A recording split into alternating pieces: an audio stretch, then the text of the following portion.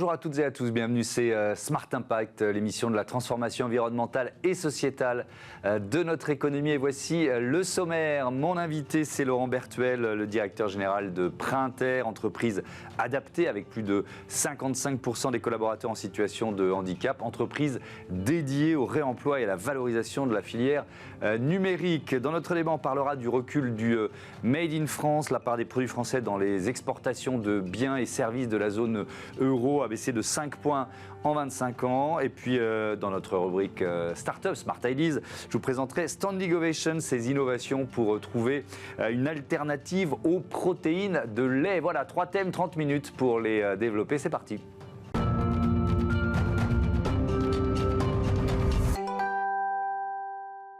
L'invité de Smart Impact, c'est Laurent Bertuel. Bonjour. Bonjour. Bienvenue, vous êtes le directeur général et cofondateur de Printer, entreprise spécialisée dans le recyclage, la valorisation des outils du numérique.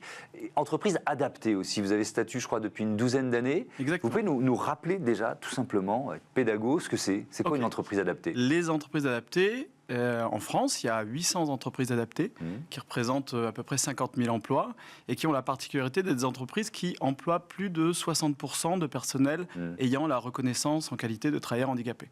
Voilà. Et donc, on est implanté dans tout le territoire français. 100% des départements français sont couverts par une entreprise adaptée et ça représente aujourd'hui plus de 250 métiers en France sur tout le territoire français. Donc c'est plus de 60%. Le seuil, c'est ça, qui permet de dire on est une entreprise adaptée. Ça donne à la fois des droits et des devoirs, d'une certaine façon. Exactement. Des droits parce qu'on est en partie subventionné, voilà. Et puis des devoirs parce qu'on doit accompagner les personnes en situation de handicap avec tout un tas d'outils, avec des contrats particuliers, par exemple ce qu'on appelle des CDD tremplins dans l'entreprise adaptée, mais aussi avec des accompagnements sociaux, avec un accompagnement par exemple avec des conseillers d'insertion professionnelle qui vont aider les personnes en situation de handicap à créer un parcours professionnel, et puis des accompagnements sociaux après plus spécifiques sur les problématiques que peuvent rencontrer les personnes en situation de handicap, donc des assistantes sociales qui sont internalisées dans l'entreprise. Les aides, les subventions, elles viennent d'où? C'est l'État? Sont les collectivités locales? Non, c'est l'État. C'est l'État, ouais. Tout à fait. Et alors, ça représente quoi? Ça représente une part importante de votre chiffre d'affaires, de votre marge? Qu'est-ce qu'on peut en dire? Alors, si on regarde du chiffre d'affaires, ça représente à peu près entre 3 et 5% du chiffre d'affaires. Ça veut dire que l'entreprise, elle tournerait sans ces subventions? Exactement. Ouais. Elle tournerait moins bien. Oui. Ça nous aide à être plus compétitifs. Ça nous aide à investir, à être plus présent sur le marché. Mais l'entreprise pourrait tourner sans ces subventions. D'accord. Oui. Et c'est une dimension importante, ça. C'est une dimension extrêmement importante, bien sûr, évidemment. De garder à l'esprit que ce sont des entreprises qui sont rentables, même sans l'aide de l'État, même si elles le seraient moins. CDD tremplin, j'avoue que j'ai découvert l'existence de ce contrat spécifique en préparant l'émission. C'est quoi? Le CDD tremplin, c'est un CDD qui est vraiment spécifique aux entreprises adaptées et qui est, comme son nom l'indique, un tremplin pour accompagner les personnes en situation de handicap vers des entreprises qui ne sont pas des entreprises adaptées. Donc on reçoit des personnes qui sont éloignées de l'emploi et l'accompagnement spécifique qu'on doit leur procurer, c'est les former, leur donner confiance, leur remettre le pied à l'étrier dans un emploi, tout simplement, parfois retrouver des standards de l'emploi, arriver à l'heure, respecter des horaires, respecter des productivités, simplement des choses comme ça. Et voilà, notre mission en tant qu'entreprise adaptée, dans le cadre du CDD tremplin, c'est de faire en sorte que ces personnes éloignées d'emploi pour des raisons de handicap, puissent intégrer ensuite des entreprises du milieu ordinaire. C'est intéressant parce que on va discuter avec 100 chefs d'entreprise, 95 ou 90 vont dire bon, notre difficulté c'est de recruter et c'est de fidéliser. Vous, d'une certaine façon, vous préparez vos salariés à aller ailleurs, quoi. C'est très étonnant. On a une mission de la part de l'État et c'est pour ça qu'on nous donne de l'argent, sous forme de subvention. Eh bien, ces CDD tremplins sont une partie de la mission qu'on se doit de faire pour accompagner les personnes en situation de handicap. Ouais. Voilà. Alors, je voudrais qu'on donne quelques chiffres. On dit 12 millions de personnes en situation de handicap en France, dont 80% de handicap dit invisible. Alors, la liste doit être trop longue, mais qu'est-ce qu'il y a derrière ce terme handicap invisible ? Si vous venez chez Printer, que vous faites le tour de l'entreprise, vous allez vous poser la question, mais où sont Pourquoi c'est une entreprise adaptée ? Exactement. Où sont les personnes en situation de handicap ? Mais si on creuse un peu, vous allez vous apercevoir très rapidement de choses qui peuvent être ultra handicapantes dans le milieu du travail et qui ne se voient pas. Quand vous êtes diabétique et que ça pose un problème dans votre vie au quotidien, quand vous avez la maladie de Crohn, quand vous avez des problèmes de dos importants, quand vous avez des soucis psychologiques importants, quand vous avez tout un tas de handicaps qui sont invisibles aujourd'hui et qui créent des problématiques dans l'entreprise ordinaire et que nous, on se doit d'apprivoiser pour faire en sorte que ça puisse avoir le moins d'impact possible sur le travail de l'entreprise. Et ce que vous avez dit là en préambule, en commençant à répondre à ma question, c'est vous arrivez chez Printer, vous ne vous rendez pas compte qu'il y a tant de personnes en situation de handicap. Est-ce que ça veut dire, pour ceux qui souffrent de ces handicaps invisibles, quand ils sont dans des entreprises non adaptées, que parfois on ne comprend pas pourquoi ils ont des difficultés, pourquoi ils sont peut-être...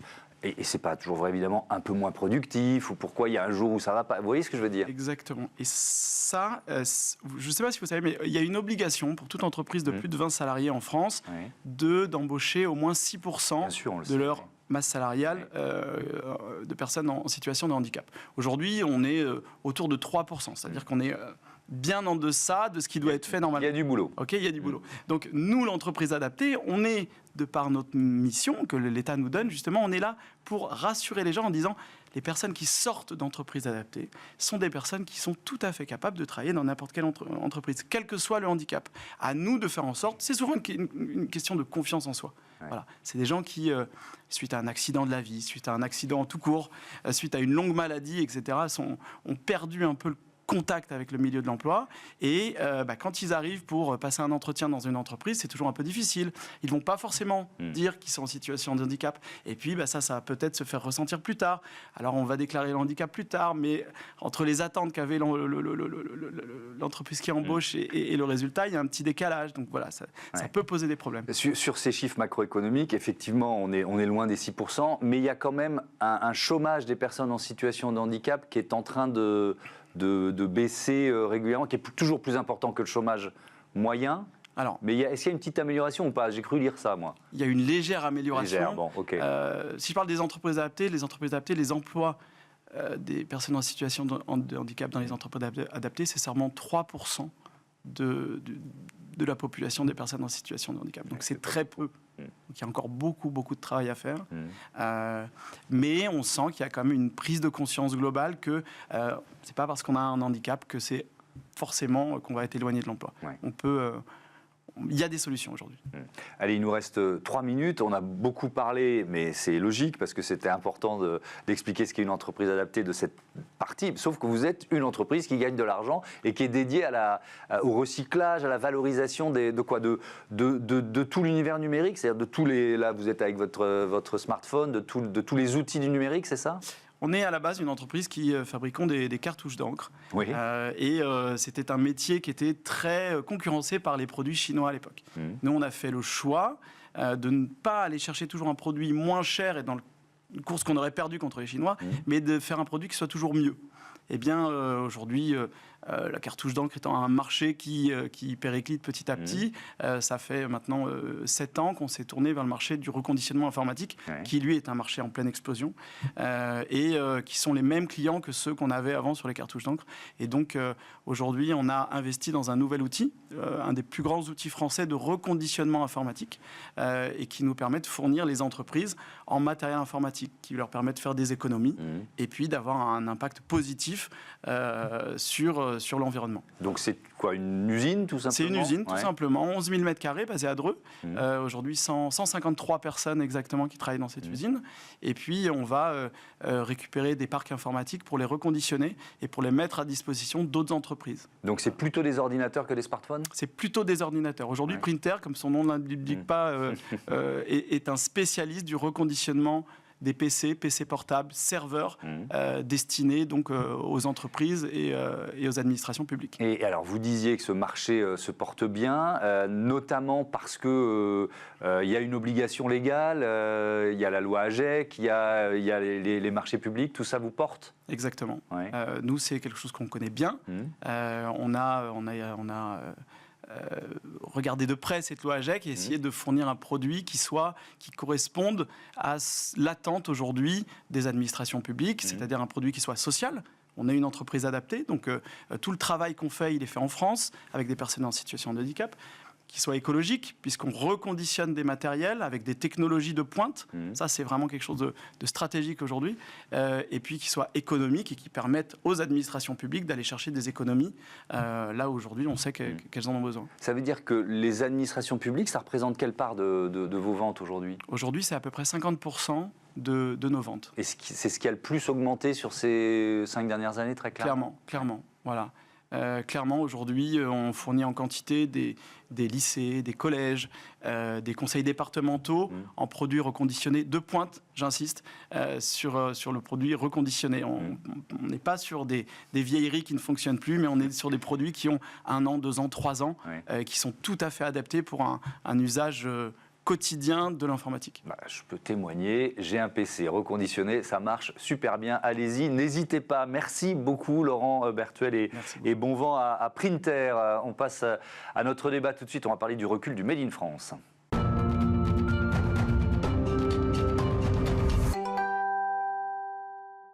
Le débat de ce Smart Impact, on va notamment parler du recul du Made in France. Je vous présente mes invités. Marie Fromentin, bonjour. Bonjour. Vous êtes la présidente de la maison Prélonge, et Olivier Redoulez, bonjour. Bonjour. Bienvenue à vous aussi. Vous êtes directeur des études chez Rexecode. La maison Prélonge, en quelques mots, présentez-nous votre entreprise. Bien, c'est une marque française d'objets de décoration en fausse fourrure haut de gamme.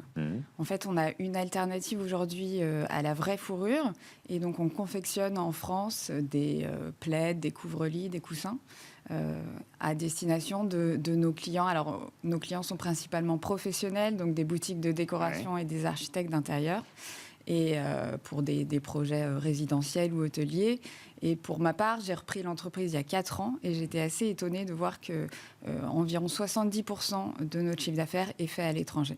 Justement, on va parler du Made in France, comment il est perçu à l'étranger et comment il est perçu par les consommateurs français. Vous avez publié avec Rexecode, Olivier Redoulez, votre rapport sur la compétitivité de la France en 2024. On va vraiment se concentrer sur le Made in France dans un instant, mais si vous deviez sortir une bonne et une mauvaise nouvelle générale, vous diriez quoi? Alors la bonne nouvelle, c'est que si on prend l'ensemble des biens et services, c'est-à-dire ce qui compte au niveau macroéconomique pour regarder l'équilibre externe d'un pays, on est revenu à peu près au niveau de déficit qu'on avait en 2019, juste avant crise. Donc ça, c'est une bonne nouvelle. Une bonne nouvelle, c'est que ça s'est fait par un excédent exceptionnel de services de l'ordre de 50 milliards d'euros. Si on pouvait penser à une mauvaise nouvelle, c'est qu'on a continué à perdre des parts de marché par rapport à l'ensemble des autres pays européens à l'exportation, et qu'au final, notre retour, notre résorption du déficit record qu'on avait observé au moment de la crise du Covid, c'est plus par moins d'importation que plus d'exportation. Oui, effectivement. Voilà. Et alors, il y a ce chiffre qui est sur une longue période, parce qu'on est sur un quart de siècle. C'est l'un des enseignements de vos rapports, on va dire, la part de la France dans les exportations de biens et services de la zone euro est passée de 18% en 2000 à 13% en 2024, donc une baisse de 5 points. Est-ce que c'est une tendance régulière? Est-ce qu'elle s'aggrave? Qu'est-ce qu'on peut en dire de ce recul du Made in France? Alors, ça a été une tendance régulière à peu près de 2000 à 2017. Oui. Ensuite, ce qu'on voyait, et on voulait croire aux effets positifs de la politique de l'offre, c'est une amélioration entre 2017 et 2019. Et ce que l'on perçoit aujourd'hui, c'est qu'on a de nouveau franchi une marge d'escalier par le bas avec la crise du Covid. Et là, on s'inscrit sur cette tendance de longue période. Alors, il faut bien voir que cette tendance, elle touche la France, mais elle ne touche pas les autres pays. Les autres pays, ils ont soit augmenté leur part de marché, soit se sont maintenus. La France, en fait, sous-performe la plupart de ses grands voisins européens. C'est quoi? C'est une perte de compétitivité? Comment vous l'expliquez? Alors, il y a sans doute pas mal de facteurs. Il y a un sujet de compétitivité, effectivement. Il y a le fait que aussi un sujet de spécialisation. En fait, on mène une enquête Rexeco depuis un certain nombre d'années auprès des importateurs, des acheteurs de 6 grands pays européens. On en interroge 500. On va sortir d'ailleurs la prochaine édition très bientôt. Les résultats ne sont pas encore prêts.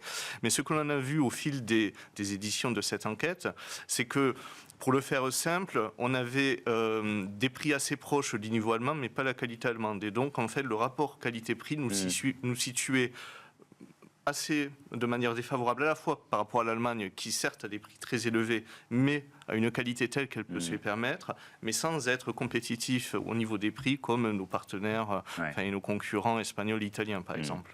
Marie Fromentin, vous nous le disiez tout à l'heure, le Made in France, comment vous, à la dimension de votre entreprise, vous le voyez perçu à l'international? Ça reste un label d'excellence? Comment vous le percevez, ça? Oui, c'est vrai que le Made in France est un vrai label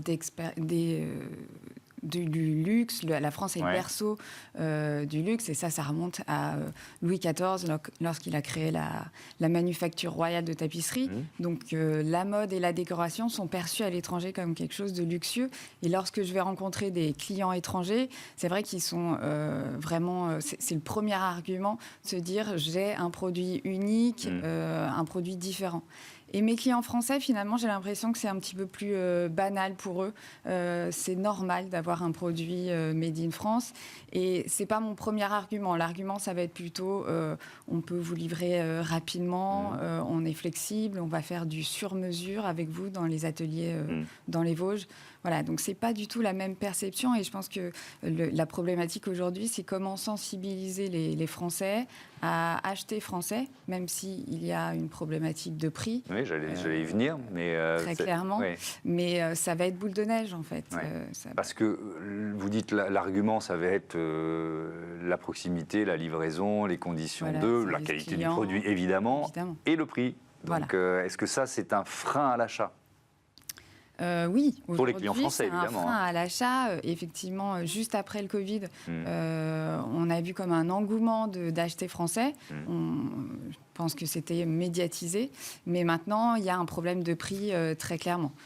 Et pourtant, on est sur un produit qui est très luxueux, qui a vraiment une qualité supérieure par rapport à ce qu'on peut trouver importés d'autres pays. Alors là, on est sur le secteur du luxe, qui est, je ne sais pas si vous avez secteur par secteur dans votre étude, mais est-ce qu'on est vraiment sur une niche, quoi, même si c'est un secteur majeur qui pèse très lourd dans l'économie française, dans la capacité à exporter le Made in France, le luxe est hors catégorie d'une certaine façon, est-ce qu'on peut dire ça? On a quelques grands secteurs qui sont très forts, dans lesquels on arrive à dégager des excédents très importants. Il y a effectivement le luxe, une partie des matériels de transport, l'aéronautique, il y a les médicaments.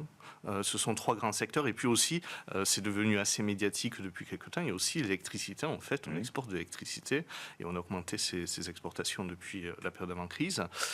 Mais cela étant, la question qui se pose, quand on regarde l'équilibre entre le pouvoir d'achat et le choix des Français, c'est vrai que si on regarde les biens, les Français, ils achètent pour 1 tiers seulement du français et 2 tiers de l'étranger, les consommateurs français. Et ça, c'est en mettant tout ensemble. Mais si on prend les biens de plus ou moins durables, ils se reportent de plus en plus vers des achats étrangers parce que c'est moins cher. Il y a un vrai sujet de salaire. Mais le salaire, au fond, et ça nous renvoie aux questions de politique de l'offre. Qu'est-ce qui justifie des salaires élevés dans un pays comme la France? C'est qu'on a un stock de capital très élevé. C'est ça qui fait en fait de la productivité du travail, qui est la source des salaires. Il y a la productivité du travail telle, mais notre niveau de compétence, par exemple, les ingénieurs français sont à peu près aussi bons que les ingénieurs italiens, roumains ou espagnols. Ce qui fait vraiment la différence, c'est le stock de capital installé. Ça nous renvoie sur l'attractivité de la France au capital. Et donc, pendant des décennies, en fait, on n'y a pas prêté gare. En fait, on a accumulé un certain nombre de charges. C'est la rentabilité des entreprises, mais on le voit, c'est encore de nouveau le cas depuis quelques jours, est une variable d'ajustement qui était un petit peu hors du débat public.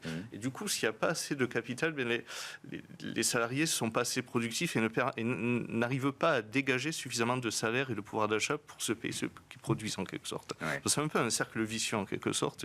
Et là, ce qu'il ne faudrait pas pour les années à venir, c'est revenir en arrière d'une dizaine d'années où on a plus prêté que dans les décennies précédentes à l'attractivité, aux conditions de l'offre et au bon développement des entreprises. Ouais. Et alors ce budget 2025 a couché dans la douleur, il risque d'aggraver la tendance ? Alors oui, ben là, les mesures, on a un budget qui est quand même centré surtout sur la fiscalité, c'est ça l'ajustement budgétaire. Les mesures d'économie de dépenses, c'est des économies par rapport à une tendance croissante de la dépense, mais là où vraiment, par rapport à l'année précédente, on réduit le déficit, c'est quand même sur les impôts, c'est surtout sur les impôts sur l'entreprise, autour de 13 ou 14 milliards, et vous avez des sujets de coût du travail, vous avez la surtaxe d'IS, vous avez des questions aussi d'impôts de production, qui non seulement on met pause sur la baisse de la CVAE, mais en plus on autorise les collectivités territoriales à augmenter le versement de transport. Donc au final, on a une inflexion, un retour en arrière, retour de balancier en arrière sur la politique de l'offre qui avait été enclenchée par le rapport Gallois en 2013. Et c'est un peu frustrant parce qu'en fait, on a beaucoup investi collectivement pour développer le Made in France. Et là, on le remet en danger et on risque de mettre à néant une dizaine d'années d'efforts collectifs. Ouais. C'est le discours que portait le patron de LVMH qui disait, à son retour des États-Unis, quelle folie, on est en train de taxer le Made in France. Ces 6 mois d'incertitude budgétaire, là, à votre niveau de chef d'entreprise, comment vous l'avez vécu, le fait de ne pas avoir de budget, de ne pas avoir de cap? Est-ce que vous avez senti un coup de frein? Exactement. On a vraiment senti des clients professionnels dans l'immobilier, du coup, qui sont attentistes, qui attendent de savoir. À l'étranger, évidemment, c'était largement publié et nos clients nous demandaient alors... avec un petit ton moqueur. Exactement, voilà, parce que la majorité de nos clients sont quand même américains et un petit peu asiatiques. Et puis, à l'échelle plus régionale, en France, donc l'atelier est actuellement dans les Vosges et on a du mal à recruter. On a du mal à trouver des talents, qu'ils soient fidèles, en tout cas, à l'entreprise. On les forme, mais...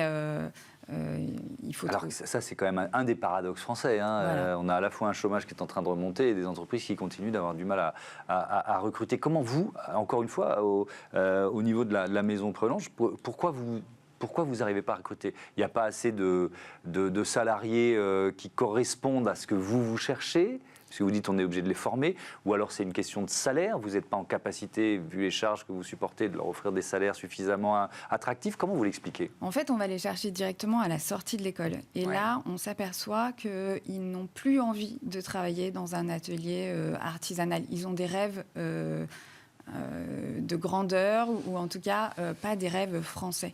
Et c'est là où effectivement ces 6 derniers mois ont été capitales, c'est que ça n'a pas fait rayonner la France dans l'esprit des jeunes qui sortent d'école. Donc c'est pas forcément une question de salaire ou de sécurité de l'emploi, c'est plus le métier artisanal n'est pas forcément bien mise en avant.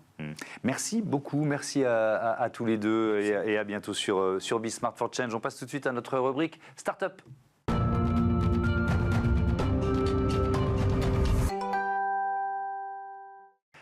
Smart Ideas, notre rubrique Startup et Innovation, avec aujourd'hui Romain Chaillot. Bonjour. Bonjour. Bienvenue, vous êtes le cofondateur de Standing Ovation, créé en 2020 avec Frédéric Pack. Et avec quelle idée?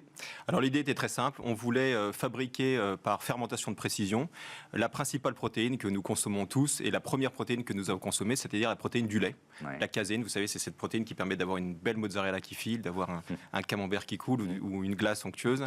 Et aujourd'hui, caséine, caséine, voilà, c'est la caséine, c'est 80% des protéines du lait, c'est ce qui donne cette belle couleur blanche à un lait. Moi j'adore cette protéine et je suis pas le seul, j'ai l'impression, et on veut le faire sans le recours à l'animal pour avoir comme ça accès à cette même protéine mais de façon plus durable durable et en plus grande quantité. Fermentation de précision, c'est quoi? Oui, alors c'est une technique qui existe depuis les années 1990. Sans le savoir, finalement, vous consommez déjà cette technique-là dans vos produits. Dans un fromage aujourd'hui qu'on consomme en France, la présure qui sert à faire cailler de lait, en grande partie, elle vient de cette technique de fermentation de précision. On fait faire par des bactéries, des levures, des champignons, des protéines qui normalement étaient réservées au règne animal. Nous, on le fait faire avec nos petites bestioles, nos ferments. Ah bon, vous nous dites tout ça, ça a l'air super simple, sauf que j'imagine qu'il y a quelques années de recherche et développement, quelques brevets déposés, c'est ça? Oui. Alors, donc Standing Ovation, c'est une entreprise où on compte aujourd'hui 32 pépites, 32 collaborateurs, essentiellement des chercheurs, parce que comme vous l'avez dit, il y a beaucoup de R&D. On vient d'ailleurs de communiquer sur le chiffre, essentiellement des femmes d'ailleurs. C'est un métier féminin où on a plus de 66% de femmes dans notre R&D. On avait il y a quelques jours la journée de la femme dans la science, donc on était fiers de communiquer ces chiffres-là. Et donc, comme vous l'avez dit, beaucoup de brevets qui protègent, parce que en France, on a une culture du lait, mais on n'est pas les seuls à vouloir faire ça, et donc il faut se protéger. Alors, donc j'imagine que ça intéresse tout le marché de l'agroalimentaire, des produits laitiers d'une manière générale. Ça veut dire quoi? Ça veut dire que tiens, j'ai une question toute bête, très pratique. Sous quelle forme vous la vendez? C'est de la poudre? Oui, exactement. Vous voyez le lait pour enfants, la poudre blanche, et on fait la même chose. Ce sont des sacs. L'avantage, c'est qu'on propose aux industriels exactement la même poudre, mais sans le recours à l'animal. Donc ils ne changent pas leur recette. À la place de prendre un sac de caséine d'origine animale, ils prennent le même sac d'origine non animale. Ça change rien au goût. Ça change rien, c'est la même protéine. Au début, les industriels et les investisseurs d'ailleurs venaient pour une raison végane. Ils voulaient améliorer les produits véganes en donnant la bonne protéine du lait, celle qui donne le goût, les fonctionnalités. Ensuite, on a vu aussi le besoin en protéines plus durables. Nous, on réduit de 94% les gaz à effet de serre émis, donc c'est colossal pour tous les majeurs du domaine. Ils veulent avoir accès à cette protéine-là plus verte. Et enfin, le nouveau, et on en parle beaucoup là avec l'arrivée du salon de l'agriculture, c'est que cette techno qu'on développe, elle est là aussi pour répondre à la souveraineté alimentaire. En 2027, en France, on va devoir importer du lait. 2027. Donc on compte sur nous pour pouvoir aider comme ça nos éleveurs, nos industriels à pouvoir toujours générer les mêmes yaourts, les mêmes fromages, mais avec des sources alternatives. Mais comment c'est possible qu'on se retrouve à importer du lait en 2027 alors qu'on est un pays d'agriculture, un pays de vaches laitières? Exactement. Il y a quelque chose qui échappe à ma compréhension là. Alors il y a plusieurs raisons. La principale, c'est que le cheptel bovin, il diminue parce que c'est un travail qui est éreintant. 2 traites par jour, c'est difficile. Moi, je suis ingénieur agronome. J'ai des amis qui sont dans le domaine et c'est vrai que c'est difficile. Et donc l'idée, c'est vraiment de travailler main dans la main avec ces éleveurs et pas du tout en compétition. On peut utiliser d'ailleurs des coproduits de l'agriculture française. Donc il y a vraiment une belle synergie qui se met en place, mais on apporte comme ça une source complémentaire pour compléter et permettre d'assurer la souveraineté de notre pays. Alors, il y a les bénéfices environnementaux, vous nous en avez parlé. Est-ce qu'il y a des bénéfices en matière de santé publique? C'est-à-dire que, par exemple, on va parler d'antibiotiques qui peuvent être utilisés pour le cheptel et qu'on va retrouver dans le lait qu'on consomme, plus ou moins. Tout à fait, oui. Ouais. Alors là, l'avantage, donc c'est un produit, on l'a dit au début, qui est vegan, pas le recours à l'animal. Donc pour la population qui souhaite avoir accès à ces protéines-là, c'est judicieux. Nous n'avons pas aussi de traces de lactose. Le lactose peut créer des intolérances dans une partie de notre population, et d'ailleurs un peu plus même en dehors de France, où on est plutôt résistant, mais en Asie, par exemple, c'est beaucoup plus marqué. Nous, pas une seule trace de lactose, je n'utilise pas ce sucre-là. Et puis, comme vous l'avez dit, il n'y a pas de trace de produits chimiques, pas de trace d'antibiotiques, c'est de la fermentation, et j'ai pas d'animaux à piquer. Ouais. Donc voilà, ça présente plusieurs intérêts. C'est aussi cachère, halal pour tous ces marchés-là. Alors justement, qui sont vos clients principaux ? Aujourd'hui, alors on a 2 formes. On a vraiment les premiers, les industriels, qui étaient vraiment les têtes chercheuses, qui voulaient dénicher les pépites. On a d'ailleurs très vite l'entreprise française Bell, que j'aime beaucoup, qui a investi d'ailleurs au capital et qui avait vraiment cette volonté d'aller dénicher comme ça les protéines alternatives. Ça sera pour alimenter principalement leur marché américain. On a aussi tous les grands du domaine. Et c'est vrai qu'en France, on a les plus grands, les Lactalis, les Danone, les Savencia et autres. Et on voit aussi apparaître maintenant des plus petits, des coopératives laitières, donc c'est-à-dire des éleveurs qui viennent nous voir en nous disant: je n'ai plus assez de lait pour fabriquer mes yaourts, mes fromages. Est-ce que vous pouvez compléter mon sourcing avec cette source de protéines exactement la même, mais faite différemment? Donc il y a vraiment des petits et des gros. Ouais, et donc ça vous donne d'autres perspectives de croissance. Merci beaucoup. Merci Romain Chaillot, et bon vent à Standing Ovation. Voilà, c'est la fin de ce numéro de Smart Impact. Merci à toutes et à tous de votre fidélité à Be Smart for Change. C'est la chaîne des audacieuses et les audacieux. Salut.